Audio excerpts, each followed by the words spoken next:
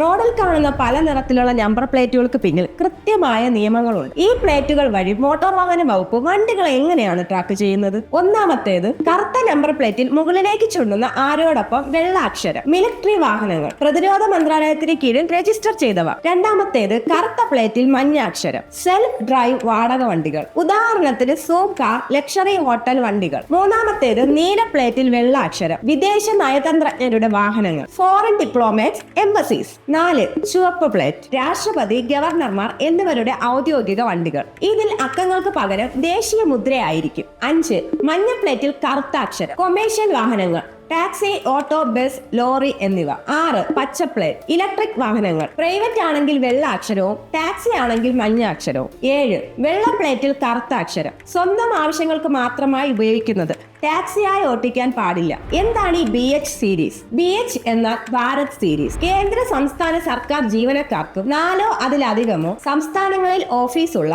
Private company ജീവനക്കാർക്കും ഇത് ലഭിക്കും. ഈ പ്ലേറ്റ് ഉണ്ടെങ്കിൽ മറ്റൊരു സംസ്ഥാനത്തേക്ക് താമസം മാറുമ്പോൾ വണ്ടി വീണ്ടും റീ രജിസ്ട്രേഷൻ ചെയ്യേണ്ട ആവശ്യമില്ല. ഇന്ത്യയിൽ എവിടെയും ഈ ഒരൊറ്റ നമ്പർ ഉപയോഗിച്ച് വണ്ടി ഓടിക്കാം. ഇന്ത്യയിൽ ഇപ്പോൾ HSRP അഥവാ ഹൈ സെക്യൂരിറ്റി രജിസ്ട്രേഷൻ പ്ലേറ്റ്സ് നിർബന്ധമാണ്. ഇതിലെ ഇടതുവശത്തെ നീല IND മാർക്ക്, ക്രോമിയം ഹോളോഗ്രാം, അതുപോലെ 10 ലേസർ കോഡ് എന്നിവ വഴി ഗവൺമെന്റിന്റെ പരിവാഹൻ പോർട്ടലിലേക്ക് വണ്ടി കണക്ട് ചെയ്തിരിക്കുന്നു. വ്യാജ നമ്പർ പ്ലേറ്റ് തടയാനും AI ക്യാമറകൾക്ക് വണ്ടിയുടെ ഇൻഷുറൻസ്, ടാക്സ് വിവരങ്ങൾ പെട്ടെന്ന് റീഡ് ചെയ്യാനും ഈ ട്രാക്കിംഗ് സിസ്റ്റം സഹായിക്കുന്നു. നിങ്ങളുടെ വണ്ടിയുടെ നമ്പർ പ്ലേറ്റ് ഏത് കളറാണ്? അല്ലെങ്കിൽ നിങ്ങൾ BH സീരീസ് റോഡിൽ കണ്ടിട്ടുണ്ടോ? കമന്റ് ചെയ്യൂ. Bye bye.